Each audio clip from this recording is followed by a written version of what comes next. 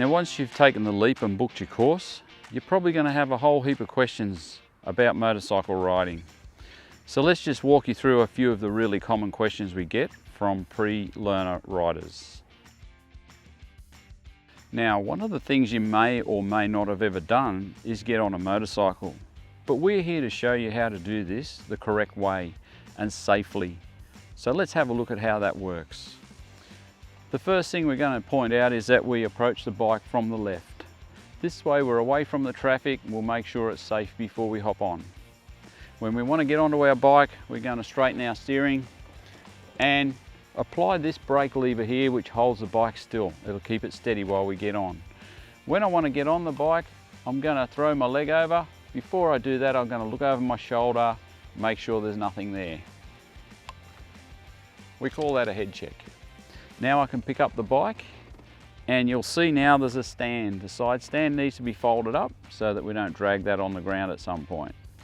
So now I'm on the bike, I can actually then apply the rear brake. The rear brake's going to keep the bike still and release our front brake so we can get on with using our controls for takeoff. So that's how we get on our bike. To get off the bike is going to be exactly the opposite. So we're going to apply our front brake again to keep the bike still. When we put our foot down and then fold down our side stand so the bike will be able to lean on it. As we get up now, we'll look behind us again. We call that head check. All safe. And hop off the bike. Turn our steering all the way and then release the front brake. Now we do this the same way every time, repeatedly, until this becomes a habit. We're even going to show you how to start and stop the engine correctly.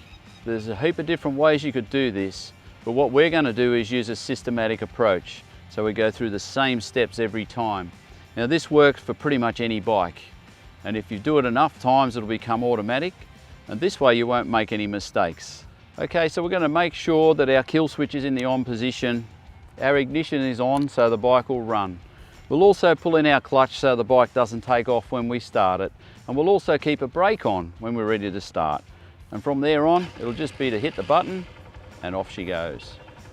Switching it off, we'll actually start again by using a kill switch and our key, and then we can release the other controls.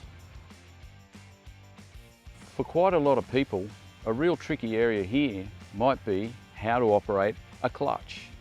If you haven't driven a manual car before or never used a clutch, this can be quite tricky. So we'll take you through this a step at a time. But first of all, let's just understand what the clutch does. If I start my engine right now,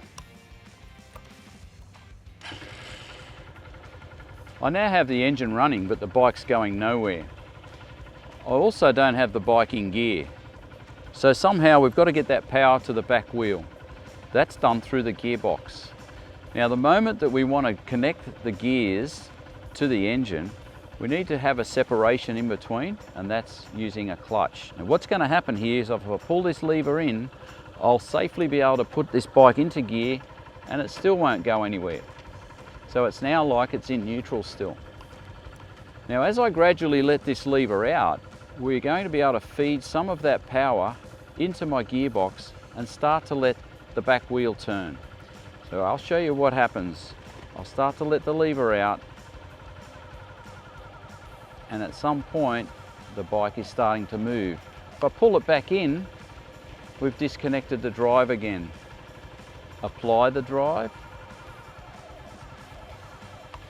disconnect the drive.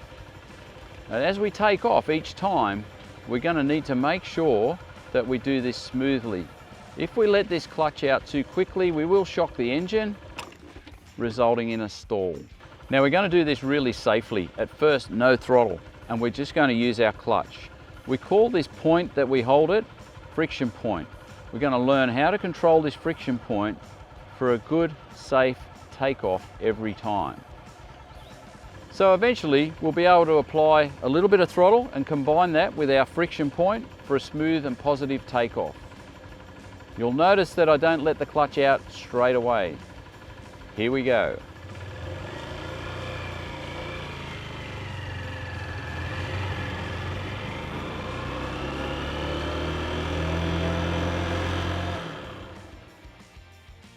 Part of our course will involve talking about braking techniques. Remember now, a motorcycle has two separate brakes. They both have different jobs and different personalities, so you'll become very familiar with how to use them and what they do. We'll learn how to brake in an emergency as well. So one of the areas you may not have thought of that we'll take care of is the posture. This is how you sit on the motorcycle, and it has a huge bearing on how we control our bike. So we'll take you through this a step at a time so that you'll get the best results. We'll look at things like what you do with your feet, how you use your knees, where you sit on the bike. We'll have a look at things like the flexibility of the upper body, so making sure we're not tense. We'll have nice loose arms. And the other one, a real big one, is going to be using our vision. So we're going to learn to keep our head up when we ride. This will have a huge impact on the way you feel and the way you ride your bike.